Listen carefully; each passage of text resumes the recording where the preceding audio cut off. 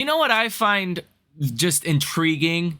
Wall Street, which should be more educated than someone like myself or you guys, say that this latest drop in markets is a growth scare. It's not. We know that. I've talked about that before. This is not a growth scare, further emphasized by what Ryan Dietrich just said on X. He says the week is halfway over. Remember Sunday night when they told us a crash and recession were coming this week? Financials and industrials are up on the week as of now. This isn't bearish, if you ask me. Of course it's not, because it's not a growth scare. This was 95% the yen carry trade that imploded and caused markets to fall. I bring this up not to be repetitive, but to say we could start a growth scare at any time. And that's why this information is critical to know before tomorrow morning. First round of a growth scare could start soon. Now, really any time, since it's now on Wall Street's radar because of the unemployment rate that just went up to 4.3%. Tomorrow, all eyes will be on initial jobless claims coming out at 8:30 in the morning. Why this is so important? Very important. Probably the most important data that we get on a week-by-week basis is because if we are seeing the U.S. economy going into recession, if we are seeing the labor market starting to deteriorate, the most leading indicator of all is the initial jobless claims. Now, historically, when you get to initial jobless claims that are 300,000 or more, that's when you're normally in a recession. Okay, we can go ahead and highlight these periods of recessions. And let's say if we're looking at October of 2007, you were at 334,000 initial jobless claims. 327,000 the week later, the week after, 352,000 the week later, 322,000. And then you start to really go parabolic as we did ultimately get deeper into the recession, peaking out at what looks like about 653,000 initial jobless claims. But once you get to about 300,000, that's where a lot of the fear starts to set in. That's where a lot of the recessionary fears start to set in. Even around 2000, right? When you were going into this recession, you were in the high 290s, right? You broke above 300, and then it just got exponentially worse from there. 343,000, 376,000, 406,000, right? So when you start to get into the high 200,000s, like 280,000 plus, that's where you start to stoke a lot of those growth fears, those recession fears. And I don't know if that's going to happen tomorrow, but it is a possibility. Now, judging off of what the markets did today, reversing about 2% from the high of the day today, actually closing down quite a bit for the day. It looks like maybe Wall Street is concerned about tomorrow's initial jobless claims. The last time I said the data was leaked was the day before the unemployment rate was released and markets sold off aggressively. It's almost like some individuals are getting the data before the markets are. Now, I don't want to get too tinfoil hat on you guys, but if that's the case, it would make sense why markets sold off so much today. Now, Tesla stock also had a very bad day today. Tesla stock was down close to 4%. Wow. I mean, wow. What a bad day for certain stocks out there. Tesla was really underperforming all of the day today. And again, that's one of those things that leads me to believe with Tesla being an, economically sensitive company more so than other big tech names, does someone already know that data tomorrow morning is going to be bad? I mean, if that is the case, this is a pretty strong signal of that. And even as I said yesterday, the bounce that we've seen in the markets was pretty pathetic relative to the RSI hitting 65. You would expect a much larger bounce. We thought we were getting it today, at least another, decent day. And that just came crumbling down throughout the day. It was just a stair-step motion lower. Nick Timmerhouse writes on X, Bill Dudley, the Fed needs to get interest rates to a neutral setting, and that is probably 150 to 200 basis points below where rates are presently set. JP Morgan CEO Jamie Dimon says no recession in the US and hopes for a soft landing. It's also being reported that Elon Musk will do an interview with former President Donald J. Trump, and that could be another reason why Tesla is selling off a little bit more than some of your other big tech peers today, because this political kind of leaning, some people don't like that, and some big money, well, they're scared of their own shadow, so of course they're going to say, oh, this is bad for Tesla, we should sell Tesla stock, and when in fact it could actually be good for Tesla. They have no idea. Again, they are scared of their own shadow. Now, I would like to share this clip with you from CNBC. It says, Citi's Scott Kroner, we are setting up for an early cycle rotation. Back down after it spiked earlier this week. Joining us now with his view on the market sell-off, what comes next, Scott Kroner, head of U.S. equity strategy at Citi Research.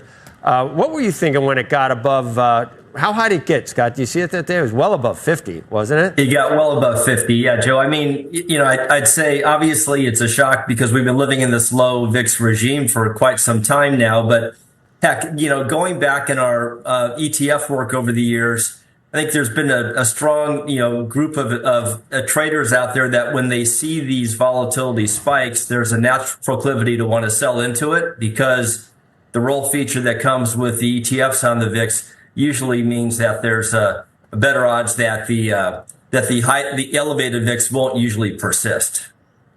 Do you think at this point the highs have been seen on the VIX? I guess that's the same as saying, do you think that the panic that we saw on Monday was that just a one-off, or was it the start of something that could lead maybe to us thinking that maybe the soft landing narrative is suspect? Well, I think you touched on the key point. I'm not in position to comment on where the VIX is going from here, but these spikes usually are not long lasting. But what I would say in terms of what's transpired, been a lot of discussion around carry trade. There's been a lot of discussion around degrossing. All of this probably feeds into the same narrative that many investors were kind of caught positioned down a path that got upended on three fronts. You lost some of your AI conviction with the NVIDIA news. You've lost some of your soft landing conviction as we're looking at the more recent economic data pointing to higher conviction of a Fed pivot. And then on the election side, there was a very strong view that, you had a pro-business Trump lead that now has been erased. So all three of the forces that in our view had been supporting the market as we were at or near recent highs have had some doubt brought into play, and that's quickly been reflected to a point where we think we're more confident that we're getting close to having priced a lot of that concern in. Do you think at this point, looking at technical data that we're seeing, Scott, is the lag effect of all the things that the Fed did, is there more to come? Have they been too restrictive? Have they stayed too long in your view? I know that's maybe not what you normally comment on, but are you worried about that? Yeah, look, my view has been that the Fed loses the narrative, and that's my been concern is that you hold an aggressive hawkish stance too long. You don't allow for the fact that economic data, as it's reported, will tend to be lagging the underlying fundamental circumstance.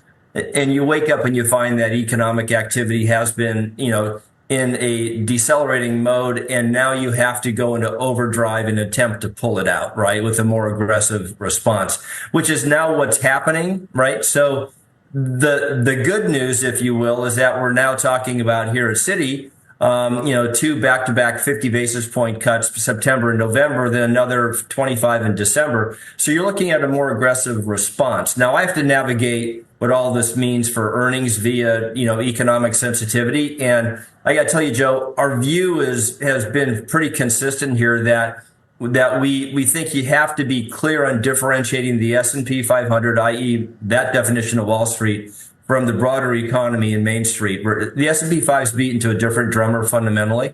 So our earnings resilience call that we've been on for some time now doesn't change. I think what has changed is the positioning setup that on those three fronts that I mentioned have been sort of upended here. The pullback that we've had has alleviated a lot of the concern in terms of too aggressive growth expectations being priced in. So, yeah, we're now back to a point where I think we're looking at a more reasonable setup. Whether we're at the very end of this, very hard to say. As you go into periods of transition from Fed hawkish to Fed dovish or less restrictive, the volatility pickup usually is notable during those time frames. Economic activity does tend to kind of come in, and fundamentals can be under pressure. So even though we're getting closer to a more aggressive Fed pivot, doesn't mean coast is clear, but it sure means that we're setting up for a more traditional early cycle rotation. Yeah, to be honest, that did not sound great to me in terms of where the markets go next. I mean, look, I'm ironically here in Tokyo. Does the yen carry trade change the AI revolution? No. In other words, like, my point is, we look at what's happening from monetization in a once in a 40-year cycle. This is unique. And that's why for big tech, these are the buying opportunities. That's how we've always navigated these global sort of, white knuckle moments. You buy high quality, large cap tech. And that's what we were telling our investors the last 24, 48 hours. And how are they receiving that, Dan? I'm just curious, right? Because we do have this turmoil that's been hitting the market, volatility hitting the market, whether it's because of the carry trade or because in some cases there are some real concerns about the pace of economic growth here reflected by the uptick in the unemployment rate, et cetera. So are they reassured or is there still a lot of concern out there? Julie, I'd say probably like my conversations over the last week, especially over the weekend and going into yesterday, probably some of the nervous I've seen investors since COVID lows in terms of March 2020. But then you look at the fundamentals. I mean, we just came through a tech earnings season that was actually pretty robust relative to, I think, big tech, cloud, and AI. Look at Palantir last night, just another, monster performance. So we're kind of looking at what do the fundamentals look like here in Asia. We don't see any issues in terms of demand. And I think we hear this from NVIDIA in the next few weeks. These are the opportunities. If you're a believer like we are, and this is not ending the tech bull market. But again, I was getting nervous, hearing from a lot of bears. I haven't heard from them in 18 months. It was good to make sure that they were good hearing from them the last week. Dan, let's get to some other names I know you cover. Uber is another one, right? Reported this morning, investors like what they heard. Clearly, look at this stock. It's up about 12% right now. Curious to get your thoughts on that name, Dan. And also, do you think there's a positive read-through here to Lyft, which reports tomorrow? Look, this is a stock that I think got just massively hit. I think some worries about robotaxi and then just others in terms of the macro. Look, as Julie's question, when you talk about indicators, what we're seeing in terms of the consumer and just the overall environment, I mean, this was very bullish for Uber. I thought Dara's doing a great job, not just on top line, but profitability. And then you look going forward, I actually think they're gaining more and more market share. And that goes back to the Lyft. Not necessarily, I mean, obviously a decent read through, but Lyft continues to be that little brother to Uber. And that's why we continue to like Uber over Lyft. Something else that I know that Uber emphasized here is the autonomous driving, the robotaxi business that they're already getting.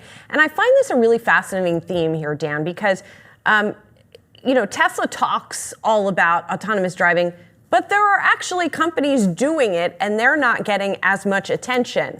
And so I thought it was interesting that Uber sort of emphasized that aspect.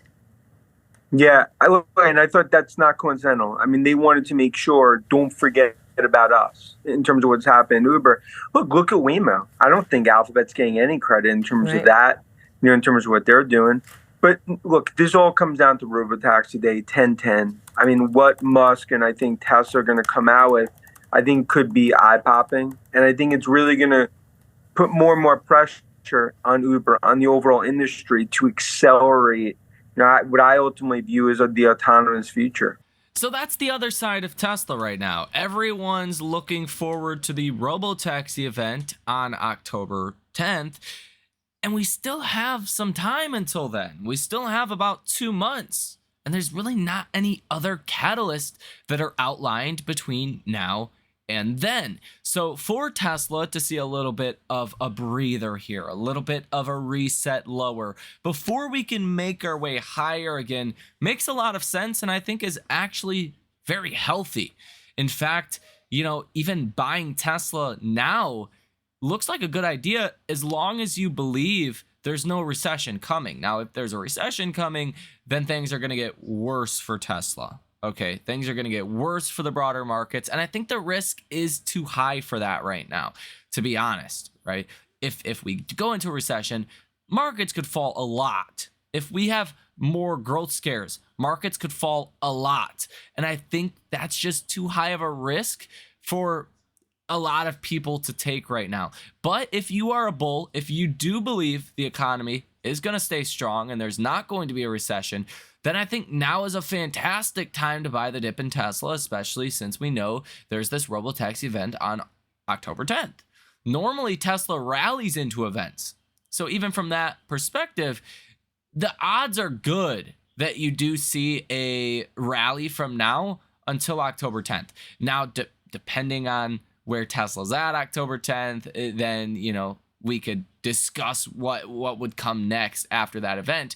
I do think potentially new all-time highs by the end of this year are still possible as long as the economy is not going into a recession, or again, as long as those growth fears are not accelerating even more. And I do firmly think, whether or not you're a bull or bear, if you were kicking yourself when Tesla was $271 per share, I don't think you want to squander this opportunity. I think this is about as good as opportunity as you're going to come across, where, a stock rallies in front of your eyes. 2-3 weeks later, you're able to buy the stock at those same levels you would have thrown your whole portfolio at just 2-3 weeks prior. I don't think you want to squander that opportunity. I think that is an opportunity. And I think for a lot of people, a lot of retail that were not allocated to Tesla the way they wanted to, now's a good time to get in. I mean, you're not going to catch them all perfectly. But I do think at these levels for Tesla, as rates start to fall, if you believe no recession is coming, what's there not to like about Tesla stock at these prices? Again, we will find out more information coming tomorrow about the labor market and potentially even about the economy, depending on where these initial jobless claims come in. That could definitely spark more fear, or that could spark a pretty aggressive rally. We will have to wait and see. Let me know what you think down below in the comment section. Ladies and gentlemen, in the meantime, hit the like button as well as subscribe to the channel if you guys want to come join the trading community. Check out that link down below in the description of this video as well. You guys have a great rest of your day, and I will see you in the next one.